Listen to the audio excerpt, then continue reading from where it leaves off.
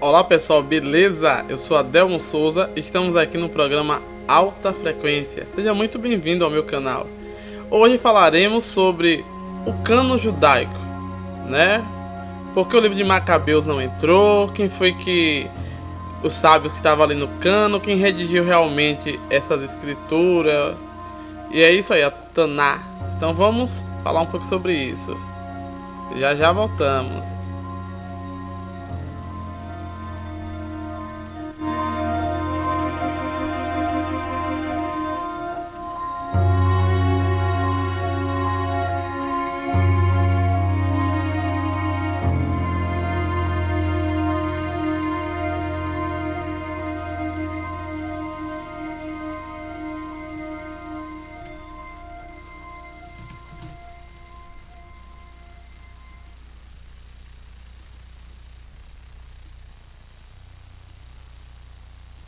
É isso aí, estamos de volta aqui no canal. Então vamos lá. Não vou tentar estender muito o vídeo, né? Vou tentar ver. Às vezes eu tento, mas não consigo. Mas vou tentar deixar o menor possível. Esse vídeo eu tô fazendo porque eu conversei com algumas pessoas e hoje eu conversei mais com um amigo meu. Eu ia perguntar se eu poderia até falar o nome dele aqui, mas ele não me respondeu lá no zap, então eu entendi que não, né? Deixa na privacidade. Né? Mas uma hora eu vou falar o nome de alguns que perguntam aqui. Então vamos lá. Uma coisa muito interessante é que aquela confusão sobre os cânon, né? E sobre o livro. Eu já falei que o problema às vezes é a leitura. As escrituras elas têm uma função. Ela não tem função histórica, mas ela tem fatos históricos. Né? O fato histórico não acontece geralmente como está redigido pelo escriba, mas na verdade o fato existe de fato. Então vamos lá falar um pouquinho sobre isso. Então, aqui nós temos o cânon judaico, Antigo Testamento, para os cristãos, né? Vamos falar um pouquinho sobre o dízimo e a função do templo. Como entender tudo isso aí? Então, como foi o cânon e por que o livro de Macabeus ficou de fora? Olha, no outro vídeo que eu falei sobre cânon, mas da Bíblia inteira, eu falei o seguinte, que há uma confusão, as pessoas falam o seguinte, a Bíblia Católica tem mais livro e a Bíblia Evangélica tem menos. Por quê? Porque Lutero, ele tirou aqueles livros ali que não era inspirado, assim, o que a turma fala grosso modo, né? Tô só repetindo. Porém, nós temos que entender o seguinte, que o cânon ele funciona da seguinte maneira. O cânon tem determinada escritura ali referente a um povo ou uma religião, escrituras que são consideradas sagradas ou informativas para falar sobre aquela etnia, sobre aquela religião. Então o que acontece? Nesse contexto aí, se a gente for entender com mais calma, a gente vai entender que há uma autoridade que canoniza esses livros. Os livros não são canonizados porque cai um raio do céu, magicamente, está ali não. O cânon, ele na verdade é feito, o livro é sagrado ou não, depende da opinião da autoridade em que está investida aquela equipe, digamos assim, de sábios, para dizer qual livro entra ou não, é só isso.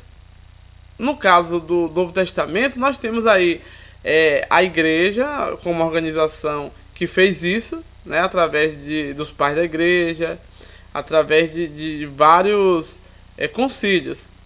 No caso do Antigo Testamento, digamos assim, a Taná, teve alguns concílios depois, mas na verdade teve ali na época do Antigo Testamento, ali no Esdras, quando vem ali em Neemias, você vai ver que isso vai acontecer. Porque até então esses livros não eram escritos, era tradição oral. Esse livro não estava escrito ainda. O livro que estava escrito era o livro da lei, que provavelmente deve ser Deuteronômio, Devarim, né? Esse livro foi achado, inclusive, quando estava limpando lá o templo, na época do rei Josias. Porque a turma acha que sempre existiam os livros desse jeito que a gente tem hoje, e a turma andava para baixo e para cima com o livro. Não, eles iam para sinagogas ou iam para o templo, e lá eles aprendiam sobre a lei com os rabinos, com os escribas, com os sacerdotes, com as pessoas que sabiam ler. Nem todo mundo sabe ler. Hoje não sabe porque naquela época saberia. A gente tinha uma cobrança tanto da historicidade de tudo sendo autografado ali, manuscrito. Só que mesmo hoje, com muita gente alfabetizada, entre aspas, funcionalmente, digamos assim, isso não acontece. Eu não sei porque essa cobrança de lá daquela época, se agora também não pode. Tudo é de tradição oral, inclusive agora. Então vamos falar sobre isso aí aqui. Então vamos lá. Quem lê muito a Bíblia sabe que os judeus foram para o cativeiro da Babilônia. Só que eu gostaria de mudar o nome. Não é cativeiro, eles foram exilados na Babilônia. Por quê? A gente tem que ter cuidado com o termo que é usado. No português, a nossa língua é muito grande, muito rica, e às vezes a gente perde muita informação da Bíblia por causa da tradução que está equivocada, ou propositalmente ou não, e isso nos causa alguns contratempos. Primeiramente, nós temos que notar o seguinte: a diferença quando a pessoa vai cativa e quando ela vai para o exílio. Quando ela vai cativa, né, ela vai virar um escravo, e vai lá, como diz outro, escravizar o tronco e dessa maneira. Quando você vai exilado, na verdade, eles lhe tiram da sua do seu país de origem, mas ele não tem fins para isso. Ele tem fins assim, de sondar a cultura, ele quer adquirir aquilo, pega geralmente sábios. Ele não leva qualquer pessoa, ele leva pessoas que vai somar com a cultura. Ele não pegou os judeus para fazer escravo como foi no Egito.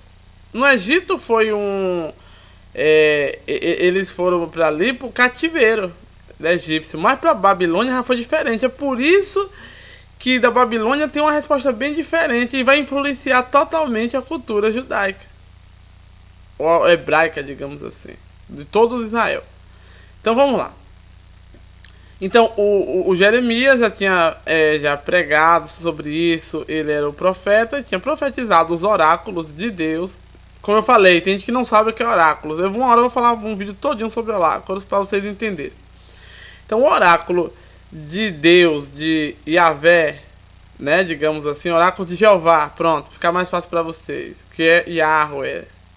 O que acontece? O oráculo de Deus, de Elohim, para o Jeremias, foi que o povo de Israel iria para essa terra ali ser exilado por algum tempo, né? Inclusive o próprio Moisés já tinha dito isso, se a gente for ler lá as coisas. Porém, aquele livro não estava escrito. Por isso que Moisés disse e a gente não tem uma percepção logo. Então vamos lá. Eles foram para a Babilônia. Você viu que foi a família real praticamente. E os... Que na verdade, se ele ler o livro de Isaías, ele fala bem assim: cuidado, o Senhor vai tirar todo o sustento. Vai levar os feiticeiros, os homens de importância, a família real. Então você vê que há já um prenúncio disso naquele livro ali, que foi redigido na vinda. Por isso que tá até com aquele detalhe, né? Riqueza de detalhes. Então o que acontece? Essa família real e essas pessoas de importância, a maioria sabia ler e escrever, essas foram para Babilônia. As outras ficaram lá, com a cidade toda devastada, sem muito sustento. Aí ficou sem sustento, como o profeta falou. E esses foram para Babilônia. Lá eles chegaram lá, eles achavam que a cidade que eles moravam e tal, Israel, com o templo de Salomão, era uma grande coisa. Mas quando chegam em Babilônia, eles ficam abismados, porque Babilônia é uma metrópole gigantesca que dá várias Israel ali dentro, Jerusalém principalmente. E aqueles templos suntuosos. E é nesse momento que eles vão ter contato com a religião de Babilônia. Eu percebo que Deus levou eles lá para mostrar alguma outra coisa. E é isso que eu vou explicar aqui agora. Então, eles estão ali na Babilônia. Quando eles chegam ali em Babilônia, se você vê o livro dos Salmos de Davi, que não foi Davi que escreveu aquele salmo naquele momento. Davi pode ter dito isso de tradição oral, mas não foi Davi que escreveu. Quem foi escriba quando Esdras e Neemias estavam lá no templo, no segundo templo. No Salmo de Davi, você vai entender que Davi fala bem assim, que eles estavam sendo levados ali para o exílio na Babilônia, e as pessoas pediam para eles cantarem, e ele falava, como é que a gente pode cantar se nós estamos longe da nossa terra? Estamos sendo trazidos aqui para esse exílio, a maioria estava ali de roupas íntimas, né? Como diz o profeta, né? Que eles iam pelados, mas na verdade iam de roupa íntima. Estavam sendo humilhados ali porque eles obedeceram a Yahvé, né? Então eles foram punidos por causa dessa questão. E eles falaram, como é que a gente pode cantar? Então, Davi não estava nesse momento. Não tem nada a ver com Davi.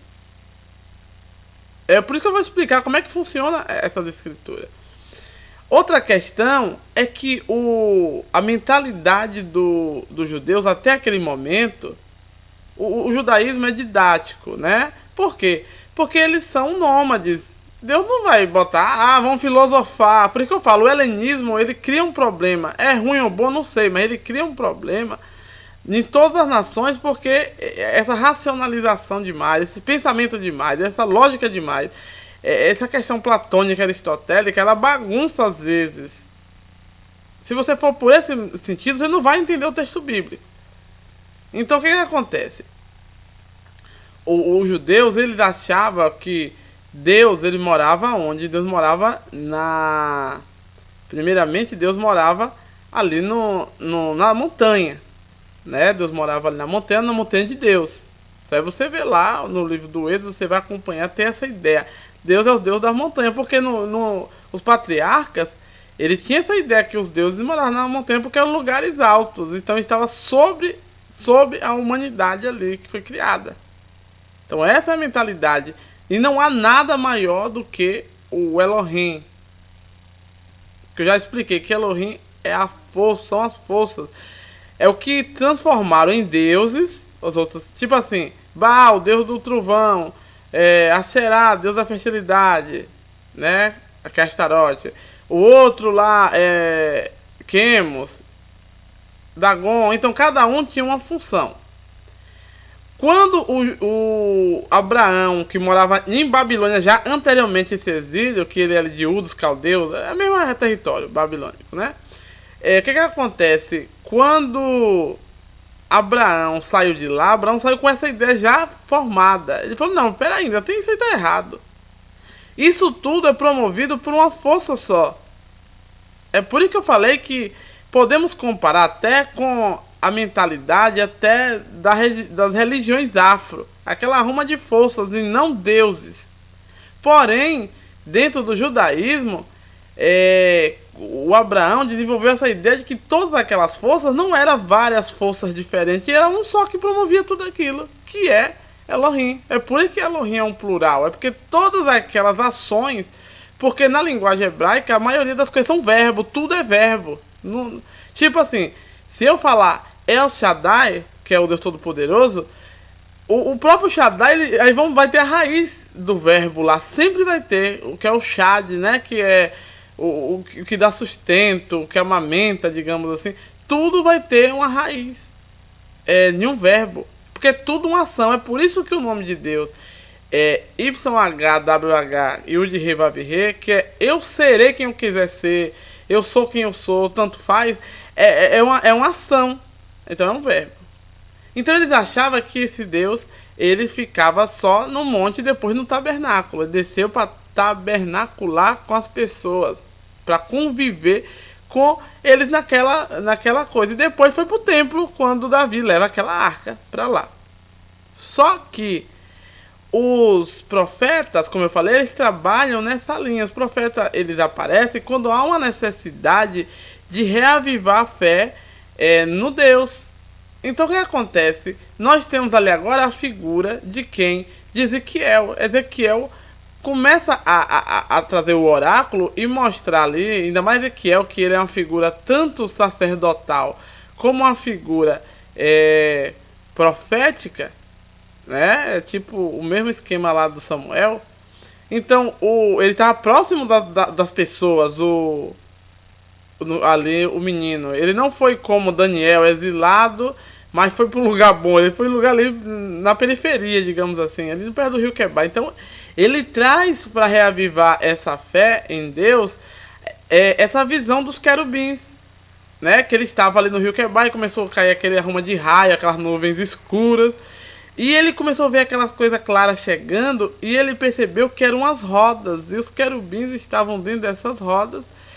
E para onde ele ia, essas rodas também iam. E em cima das rodas, que estava uma plataforma, na verdade, era um carro. Uma plataforma ali de uma pedra preciosa. E em cima estava o trono de um que ele viu semelhante ao Deus Altíssimo. Então, esse oráculo nada mais é do que dizendo para os israelitas que estavam lá: olha, queimaram o templo, a gente não tem a arca, mas Deus não fica dentro do templo nem dentro da arca. O nosso Deus, ele é mundial. É onde a gente está, ele está. Então nós estamos aqui, ele vem, olha lá, o carro vem trazendo Deus. Então Deus agora está aqui com a gente. E essa visão e esse oráculo é muito bonito, né?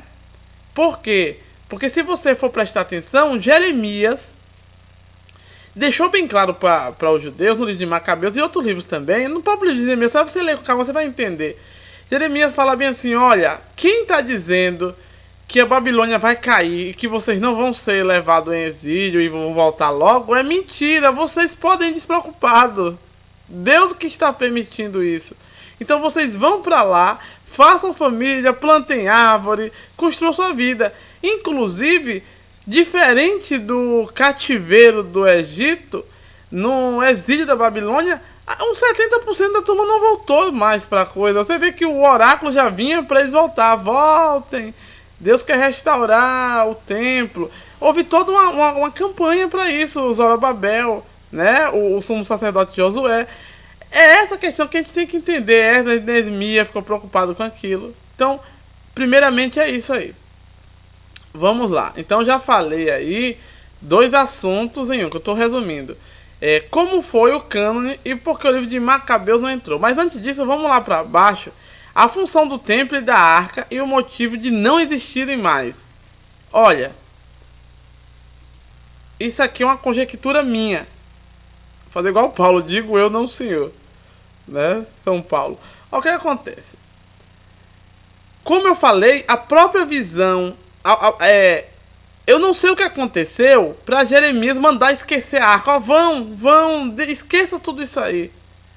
Eu não sei se eles estavam apegados. Eu tenho uma visão, gente, do tabernáculo, da arca e dos sacrifícios diferente. As pessoas veem prefiguração de Jesus, vê isso, vê aquilo.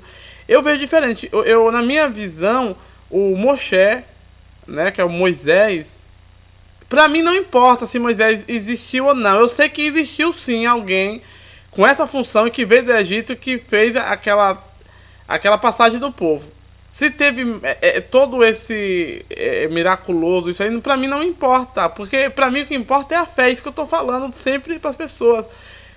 As pessoas estão preocupadas em outras coisas e querem que seja histórico. É só pra falar assim, tá vendo? Aconteceu, mas não precisa ser assim. Então vamos lá, Moisés, ele trouxe essa figura aí do tabernáculo até por um motivo das pessoas, isso na minha visão, para que as pessoas trouxessem sacrifício, porque elas iriam pecar realmente todo dia, e naquilo ali, rotativamente, elas estariam fazendo a manutenção do tabernáculo, ou do que era um proviso do templo, é onde as pessoas iriam se alimentar, levavam os pães, e também alimentava os levitas. Querendo ou não, eles não ficavam sem dinheiro, porque eles levavam essas ofertas até ali, naquele altar, e levavam aquelas comidas. Depois eu vou entrar nesse assunto, mas vamos voltar aqui para a Babilônia. Então, na Babilônia, eles aprenderam que Deus não é mais um ídolo que fica dentro de um templo. Deus agora é o Deus onipresente, onipotente. Ele descobre isso em contato com as próprias divindades ali da Babilônia. E eles, a duras penas, eles entenderam a mensagem que os profetas tinham dito antes, que todas essas forças eram só Deus. É o Deus que controla tudo isso, o Deus de Israel, Yahvé, né? O Javé, o Jeová para alguns aí, Yahweh. Então é isso aí. O Yah, fazer igual a Davi, usar o termo Yah. Então esse foi o princípio das visões que teve ali. Outra questão que vamos falar aqui sobre o cano, né? Depois eu retorno para esse assunto. Então o cano não é um ato mágico que alguém jogou um raio e apareceu os livros. Foram escolhidos os sábios, né? Os sábios que tinham autoridade. Um cano, uma escritura sagrada, ela é legitimada por uma autoridade que dá. É como se eu fosse escrever. Eu vou escrever ali em minha monografia, mas ela só vai servir se a banca examinadora dá atestação daquilo. Ou se eu fazer uma impressão de um contrato social, se a junta comercial ou o cartório não registrar ou CNPJ, não tem valor aquele contrato. Ou se eu não for num cartório de ofício, de nota, um tabelionato, e ali na hora ele autenticar, também não tem valor. É nesse sentido. Não é porque as outras não prestam. O cano é dessa maneira. Então os sábios sentaram ali, né, e fecharam aquela primeira lista ali, logo naquela época de Esdras e Neemias. Não vamos ser meninos. Os livros não existiam ainda, e tinha pouco escrito, tudo estava na tradição oral. Uma coisa que vocês não sabem é que até o livro de Moisés, a maioria também não estava escrito. Gênesis, provavelmente Deuteronômio estava ali, que é o livro da lei, que eles se baseavam. Então o que acontece? Na tradição judaica, segundo eles, na terceira vez que Moisés subiu ao monte, o que aconteceu? Deus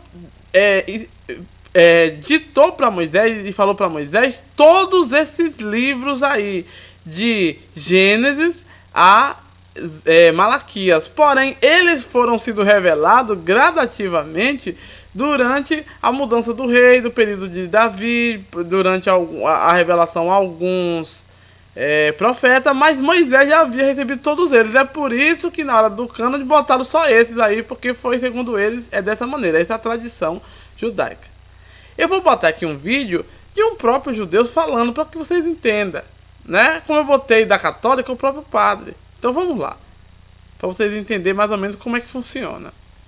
Vou botar aqui o vídeo, deixa eu localizá-lo aqui. Pronto. Deixa eu fazer aqui a transmissão da tela. Então é nesse sentido aqui que nós vamos. Então o rabino, né, uma autoridade nessa própria área, ele vai explicar como é que funcionou isso aí. Então vamos lá, né?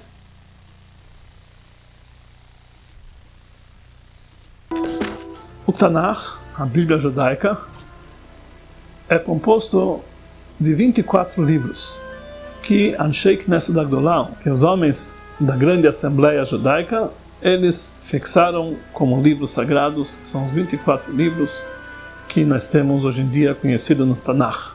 Ele é dividido em 3 partes: Torá, que são os 5 livros da Torá, Neviim são os profetas, e Ketuvim são as escrituras que foram feitas também por grandes profetas judaicos com o rei Davi, o rei Salomão e etc.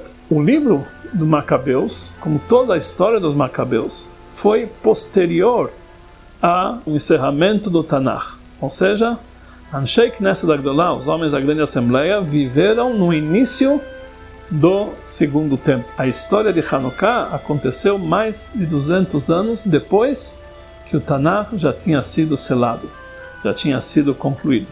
Então, logicamente, não podemos incluir o livro dos Macabeus como um livro do Tanakh, já que quem tinha esse poder e essa força foi apenas os homens da grande assembleia que vivia na época do segundo templo. Os nossos sábios nos ensinam que apesar de esses 24 livros forem realmente editados e selados na época do início do segundo templo, mas todos esses 24 livros, com seu texto original e todas as suas palavras e letras, etc., e também as suas entoações, tudo já foram entregue para Moshe no Sinai. Moshe recebeu toda essa obra pronta, só que ela só foi revelada posteriormente. Em cada geração foi revelado um livro que na verdade já tinha sido entregue para Moshe no Sinai. Salmos foi escrito por rei Davi, mas Moshe no Sinai já tinha todo o salmo pronto. Só que não chegou o momento de revelar até a época do rei Davi. Isso é considerado a Torá escrita, a Torá que Deus deu para Moshe escrita. Apesar que nós entendemos que a Torá que Deus mandou Moshe escrever são apenas os 5 primeiros livros, mas no entanto o Midrash nos diz que na terceira vez que Moshe subiu no Monte Sinai, Deus ditou para ele os demais livros para formar o Tanakh. Então, portanto, quando as pessoas da grande assembleia fizeram o Tanakh, eles apenas revelaram algo que já tinha sido dado a Moshe. Por isso, nenhuma geração posterior a eles pode colocar um livro a mais no Tanakh, já que isso aqui é algo sagrado. Olha, vamos por parte aqui. Você vê que ele já falou que os livros, assim, eles não tem problema em falar isso. Os livros foram escritos, todos eles, no período depois do exílio da Babilônia. É por isso que você vê expressões tipo assim: eu enviarei o meu servo Ciro. Ciro não tem o perfil de um... o Ciro Grande, né? Não tem o perfil de um Messias, digamos assim, original na ideia. Mas como Ciro libertou eles, ele vem já nessa narrativa. Agora, uma coisa interessante que ele falou, que é muito bonito isso aí. Os sábios sentaram e redigiram todos esses textos. Mas segundo ele, eles já falavam direto esses textos, a entoação. O livro dos Salmos mesmo é uma música, então ele sabe o jeito de cantar. O Salmo é cantado.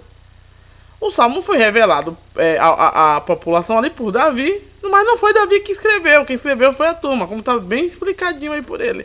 E eles não colocaram alguns outros livros, não é porque o livro não pode, não. Vai ter 2 motivos. O primeiro livro é porque a Assembleia que fez isso, que foi a do segundo templo ali, na época de Neemias, porque foi quando realmente escreveu o livro.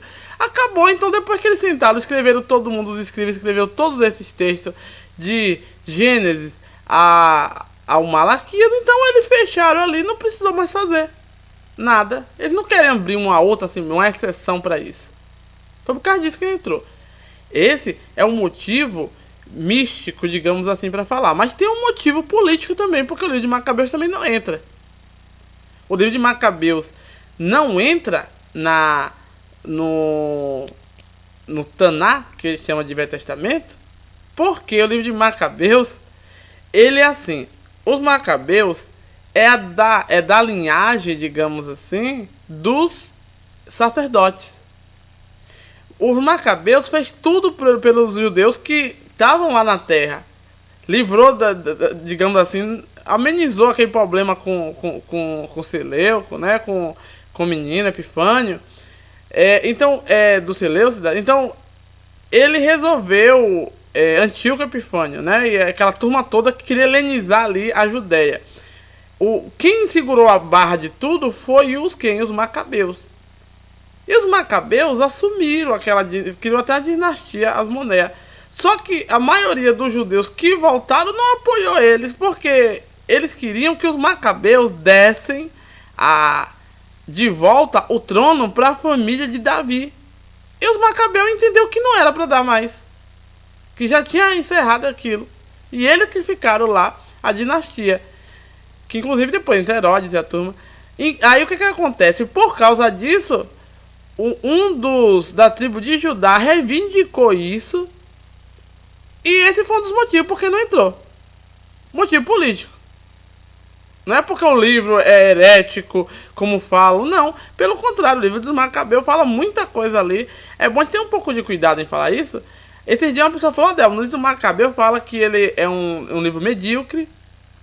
O próprio escritor disse, eu falei, gente, quem escreveu foi um escriba, não foi o Judas Macabeu nem ninguém. Ele disse que ele tentou, eu li aqueles livros tudo. Ele não fala nada disso, ele fala bem assim, eu tentei, fez igual a Lucas. Se ele tá errado, então Lucas também tá errado. Lucas falou, muitos tentaram empreender uma narrativa sobre a vida de Jesus, falando para o Teófilo, que era grego. Teófilo tá ali no grego, era meio que um... Como é que eu poderia dizer? Era meio que um sacerdote, alguma coisa, tipo um bispo daquele. Então, ele fez um trabalho acadêmico para Teófilo e relatou tudo ali. Esse que fez a compilação do livro do Macabeus, no segundo Macabeu, falou desse jeito. Ele falou bem assim, olha, a minha intenção foi fazer o melhor, relatando os fatos que aconteceram aqui entre nós. Mas se não ficou do jeito que queria, ficou uma obra medíocre, então ele não fala nessa linguagem. Mas tem tradução que ficou assim porque o povo traduz como quer. Esse que é o problema no Brasil. No Brasil precisa ser traduzido como tá os termos. Na linguagem brasileira tem termos, vocábulos para quase tudo. Para traduzir essa Bíblia inteira nos termos corretos. Né? A Emuná, que chama de fé, tem termos para botar mais original do que própria fé. E tem muitos termos aí que precisa. É como o mar vermelho. Não tem mar vermelho nenhum. É o mar de juncos, na verdade, né? E muitas coisas aí que poderiam ser traduzido corretamente. Então vamos continuar aqui. Existe uma outra explicação, que os macabeus realmente, quando eles fizeram um livro, eles tinham a intenção de incluir isso no Tanakh. Os sábios não aceitaram por outro motivo, além daquilo que já foi dito. Os macabeus, apesar de serem grandes sadikim, grandes sábios, grandes justos, protegeram o povo do governo do império greco-sírio, reinauguraram e purificaram o templo, transformaram o povo de Israel numa nação forte. Mas eles cometeram um erro, que isso foi considerado algo, uma falha, que não foi perdoado pelos sábios. Olha, é isso que eu quero falar. Houve um motivo político. Houve um motivo político. Os macabeus, eles deram up nos judeus, que estavam ali sendo humilhados. Purificou o templo daquela bagunça helenística toda. Né? Eles já vieram sim. O judaísmo tem uma visão mais aberta para as outras religiões. Eles vieram de Babilônia pensando diferente, tudo. Só que não era para bagunçar tanto assim como eu sempre estou dizendo que a visão helênica. Uma hora eu vou falar sobre o helenismo, como bagunçou vários lugares, para vocês entenderem que não é tão lindo como estão dizendo por aí. Né? Agora, infelizmente, a gente tem que ser franco. Houve uma retaliação dos próprios judeus com os macabeus, que esse foi um erro isso aí. Isso é um erro, que eles poderiam ter ajudado e ter sido bem contrário a algumas coisas que aconteceram. Mas vamos pra lá. Eles queriam que devolvesse a família de Davi. Eu até vejo por outro lado. Quando Deus toma ali aquele...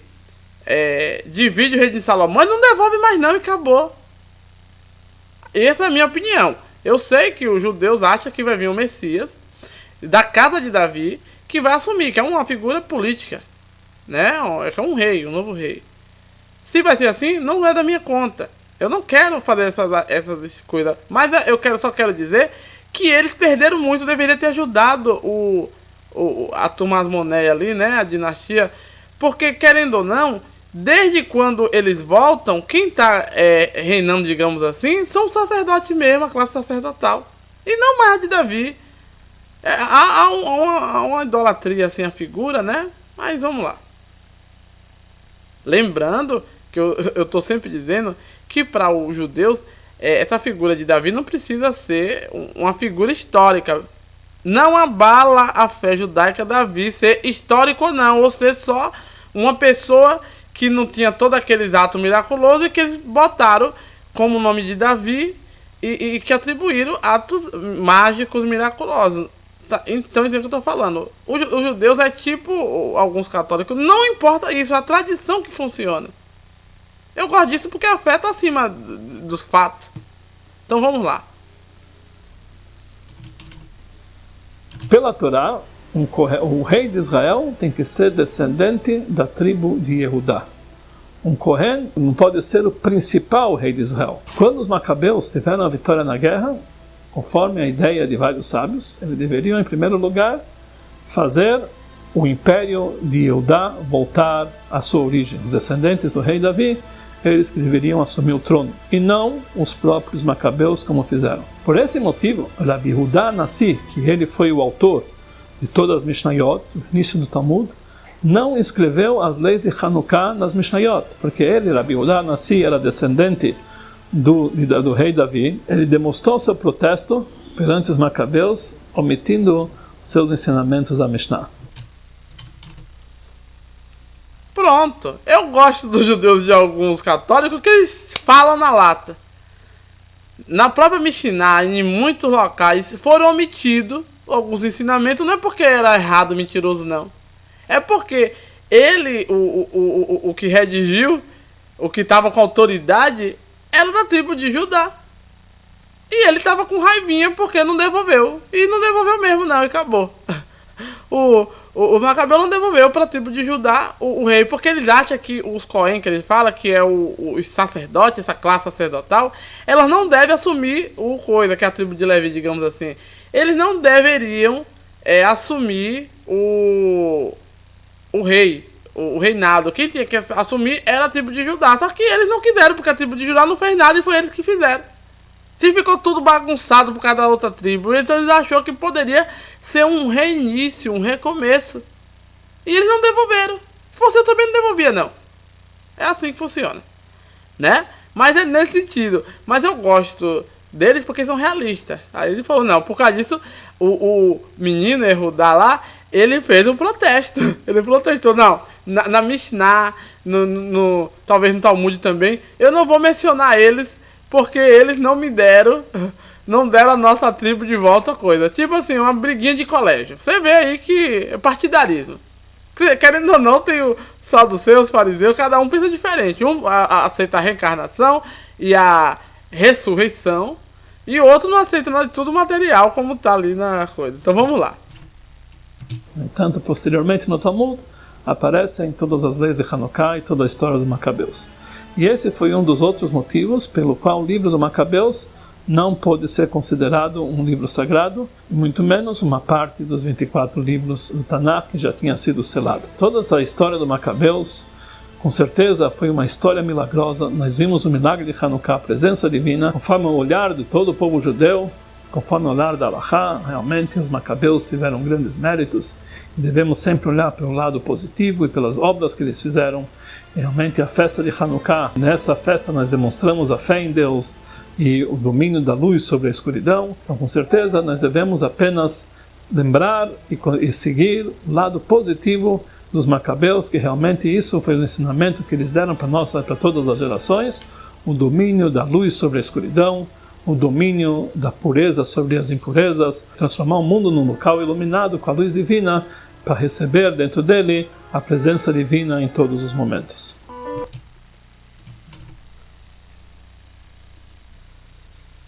Eu acabei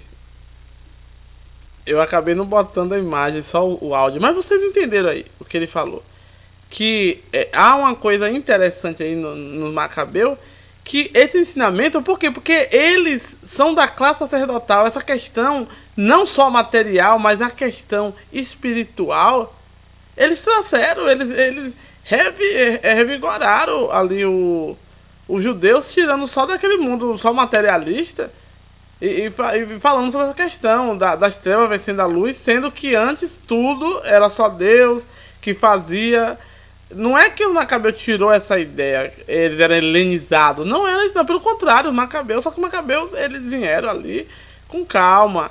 Agora, infelizmente, como eu tô sempre falando, não entrou o livro dos Macabeus por causa disso. Mas você vê que a própria orientação deles, o Macabeu não entra na Mishnah, não entra no Velho Testamento, mas o Macabeu entra no Talmud. No Talmud entra tudo, sobre qualquer assunto que não possa estar no livro sagrado. E é por causa disso aí. Agora vamos terminar aqui o vídeo. Então, para o meu amigo, que eu não vou poder falar o nome aqui agora, que perguntou sobre o Macabeu, é isso aí. O Macabeu não entrou por causa disso. Não é porque é herético e porque... Não. Se você for entender coisas que Jesus falou, só vai entender a luz do Macabeu. Se você parar até o livro de Malaquias, você não vai entender. Porque ali tinha uma visão só puramente judaica. Essa visão que vem se desenvolvendo com os fariseus, que acreditava em... Porque querendo ou não, o povo fala mal dos fariseus, mas é os fariseus que acreditam em ressurreição. É por isso que eles estão ali com Jesus. Jesus está bem próximo do fariseu, porque é alguém que está próximo do que ele está ensinando. O saduceu não acredita em nada daquilo. O saduceu é todo material. Não existe vida após a morte, não existe ressurreição, não existe... é por isso que eu falo. As pessoas perdem por não entender o que aconteceu. As pessoas não dormirem em Malaquias e acordarem em Jesus, não. Aí vem aquela pergunta assim, então a figura do templo, o próprio do Macabeus, ela mostra aquela questão que é o símbolo que é importante. Não tinha mais arca ali dentro do templo, mas eles deveriam honrar, se purificar quando fosse encontrar Deus, porque Deus não era a arca, e Deus não é só o templo, Deus é o tudo. É uma mensagem muito bonita, até para nós mesmo cristãos. Jesus falou sobre isso. O reino de Deus está dentro de você. E você só vai entender o que Jesus está dizendo se você realmente ter essa visão diferente que os Macabeus tinham. Porque era a classe sacerdotal que já dominava essa questão espiritual. Aí vem aquela pergunta. Então o templo dízimo pode funcionar hoje? Pode funcionar. Eu vou falar depois sobre o templo dízimo em outro vídeo. Vamos finalizar mais um aqui, pra gente finalizar, que não pode ficar grande o vídeo. Quais foram... quais informações temos reais do exílio da Babilônia? Vou até botar pra vocês verem aqui. Quais informações reais temos do exílio da Babilônia? Então, como eu falei, eles foram para a Babilônia para aprender tudo isso. Porque lá eles tiveram contato com a cultura persa também, né? Porque eles tentaram, tipo assim, até então, não acreditava em anjos, demônios, nada disso. Então, quando eles voltam, você vê em alguns relances falando de... Porque, querendo ou não, as pessoas precisam entender que na Bíblia, quando fala Elohim, não é só Deus, pode ser um ser humano também. Quando fala Emmanuel, pode ser um ser humano também, normal. Não é obrigado a ser sobrenatural. O termo Micael, que é Miguel, quem é como Deus, também pode ser aplicado ao ser humano. Tem muitos termos ali que dentro do coisa, querubim, não é só um anjo. É por isso que tem que ter um pouco de cuidado. O querubim, Éden, não está dizendo só do Jardim do Éden. Tem países, nações, locais e pessoas que chamam Éden na Bíblia. Então a gente precisa ter essa intimidade para não ter um pouco de cuidado. Então na Babilônia, eles aprenderam, tiveram contato com a cultura persa, eles tiveram uma repaginada que Deus levou para eles aprender isso. Eles não eram mais a tribo nômade do deserto, mas eles também não eram de Canaã, aquele povo bagunçado. Então é Deus ainda que é o soberano, mas tem que ter um pouco de cuidado para não ser enganado pelas forças negativas. E que eles aprenderam isso aonde? Lá na Babilônia. Que influenciou os cristãos e que influenciou também o islamismo, que são os shedins, que a gente chama de demônios aqui, né? E os gênios e por aí vai. Na cultura entrou tudo isso depois do exílio da Babilônia e houve uma compreensão melhor. Bagunçou alguns por causa do helenismo? Bagunçou. Mas ela mais concisa, mais limpinha, você vai entender tudo isso. Então, é essa questão do cânon. O cânon judaico, ele foi feito por esses sábios ali na época de Neemias e Esdras. E não teve nada de raio caindo do céu dizendo nada. Macabeus não entrou por causa disso. Viu, meu amigo? Que eu não vou falar seu nome aqui agora. É nesse sentido aí. O do Novo Testamento eu já falei. Agora, pra finalizar, deixa eu ver quantos minutos eu tenho. 44. Pra finalizar, eu vou passar aqui a imagem do cânon. De como é que está o cânon. Porque é o seguinte. Há uma lenda, reza a lenda. Porque isso aí é uma lenda. Reza a lenda que os cristãos protestantes com Lutero abandonou aquela bagunça da prostituta da Igreja Católica e usa o cano judaico, porque o cano judaico é o verdadeiro, o outro é bagunçado, é enfeitiçado por causa dos 7 livros. Não é bem assim. Essa história está mal contada. Primeiro, no cano judaico, esses livros não têm a mesma função e não tem nada a ver como a quantidade é igual, mas a função e quem eles são e para que são é diferente. Então vamos lá. Vamos falar aqui sobre o cânon. Então, a Torá, né, é a escritura mais importante do judaísmo. Então a Torá é a lei, que é o livro de Gênesis, Êxodo, Levítico, Número e Deuteronômio. Em sentido escrito, designa apenas Pentateuco, no caso a gente, né, fala. Agora tem a Taná. A Taná, na verdade, é o que a gente chama de Bíblia hebraica. A Bíblia hebraica não é a Bíblia cristã. É por isso que o padre Paulo Ricardo deu uma queimada em um pastor aí, eu gostei. Eles falaram bem assim, não, você está falando que a igreja compilou a Bíblia, mas a Bíblia é hebraica. Ele falou, não, os hebreus, os judeus, eles compilaram a Taná. Taná não é a Bíblia. A Taná é o que a gente chama de Velho Testamento, só. E tem outra função. A Bíblia é cristã. Com essa ruma de livro, com essa ligação que tem, além da prefiguração de Jesus. Quem faz isso é a Bíblia, traduzida da Septuaginta. Mas a Taná ela não funciona desse jeito. Mesmo sendo de Gênesis a o livro de Malaquias. Então vamos lá. Na Taná é classificado da seguinte maneira. Nós temos aí Gênesis, Êxodo, Levítico, Deuteronômio. É a lei. Até aí está igual ao nosso, que é o Pentateuco. Agora vem Neviim, que é profeta. Esses Neviim nós temos Josué, Juízes, Samuel, o livro dos reis, o primeiro e o segundo, tanto faz, Isaías, Jeremias, Ezequiel, Oséias e Joel. Aí vem os menores lá, né? Que é Amós, Obadias, Jonas, Miqueias, Naum, Abacuque, Sofonias, Ageu, Zacarias e Malaquias. Esses são profetas. Agora tem os escritos, que pode ser poético, que pode ser cânticos, né? Que tem essa questão na Bíblia que a turma não sabe separar. Ela acha que tudo é profético. Eles não sabem o que é um canto, um cântico. Não sabem o que é um escrito processional. Querendo ou não, eu sei que os evangélicos não gostam de falar, mas os judeus, eles têm reza. A gente até fala uma dessas rezas nos Salmos e não percebe. Eles não oram, eles rezam. Então, vamos supor, Deus é um canto processional. É como se eu estivesse andando numa procissão, levando a arca e falando bem assim, Yogi Rei de Baçã, derrotou Yogi Rei de Baçã, porque a sua misericórdia dura para sempre. Aí fala todo um texto e vai fazendo uma ladainha, porque a sua misericórdia dura para sempre. É nesse sentido, né? Vamos lá. Temos que acabar por causa do horário.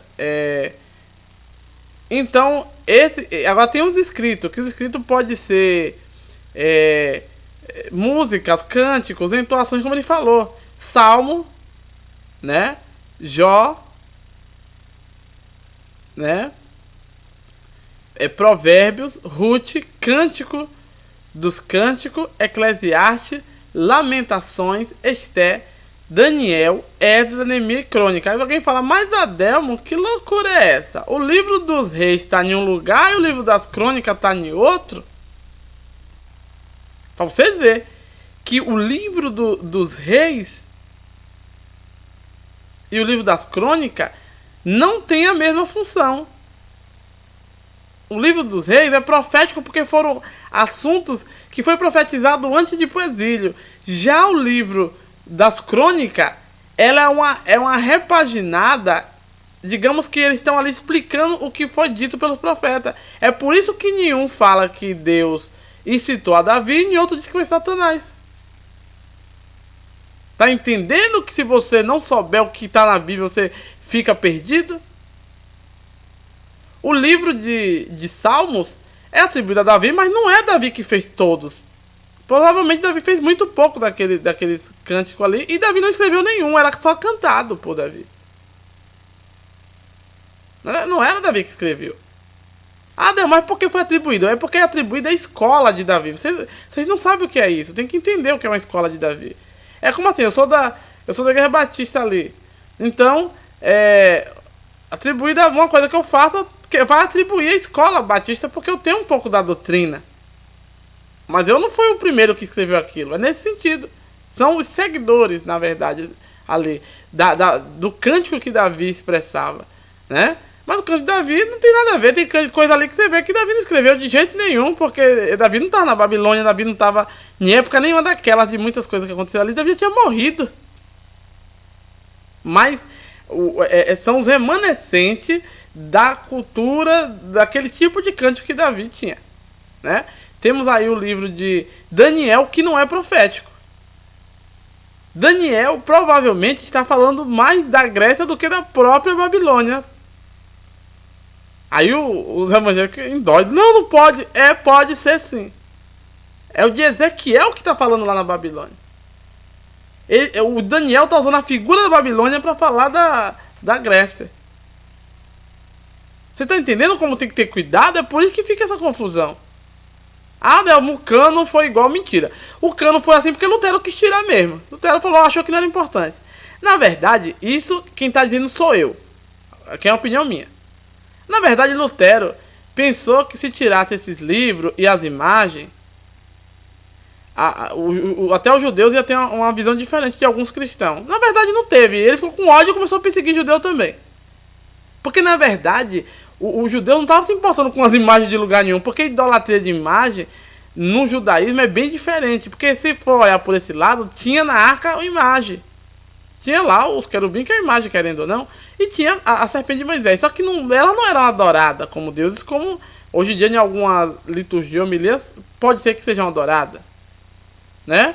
Aí precisa ter um estudo melhor na hora de falar sobre esse assunto, né? É nesse sentido aí. Então, querendo ou não, o próprio Lutero, com a ajuda do governo que estava ali, da igreja, não sei se era anglicana, mas daquela igreja que estava ali na Inglaterra, né? Ela, querendo ou não, ela, com a própria ajuda do próprio rei, ela teve autonomia de tirar o livro. Então você vê que o cano pode ser mudado ou não, incluso ou não, de acordo com a autoridade que acha que possa fazer isso. É nesse sentido aí que funciona. Eu sei que alguém não vai concordar, mas essa é a realidade. Então é isso aí, pessoal. O nosso vídeo está chegando já a quantidade de minutos, né, já, né? E então vamos lá. Deixa eu ver. Deus saiu. Então, finalizando, os judeus entendeu na vinda do exílio da Babilônia que Deus não é um Deus que fica grudado em lugar nenhum ali. Deus, ele pode ser movimentado, porque Deus, ele é onipresente. Então ele não está na montanha ali perto, na montanha de Deus, e nem está dentro daquele tabernáculo e nem foi para o templo. Deus está onde as pessoas estão. Porque Deus, o Yahweh, é uma ação, é um verbo. Por isso o nome dele é eu serei quem eu quiser ser, eu sou quem eu sou, e o de Revavirê, né, que a gente chama de Yahweh, ou então que a gente chama de Javé, né, Yahvé, que não tem J, mas é Yahvé, que é Jeová, Jeová, né? É nesse sentido aí. Então, que é o El Shaddai, o Deus Todo-Poderoso. Então, é isso aí que vocês entendam. E, meu amigo, foi isso aí que eu pude explicar aí de Macabeu. De Macabeu não entrou por causa disso, mas eles tiveram a contribuição muito grande, de grande importância para aí. E é isso aí, pessoal. Estamos chegando ao fim do nosso programa Alta Frequência. E tchau! Ah, não esqueça de dar o like e se inscrever. Não quiser também, tudo bem. Se quiser contribuir, tem um QR Code aí de um Pix. Faça isso aí, eu agradeço. Valeu!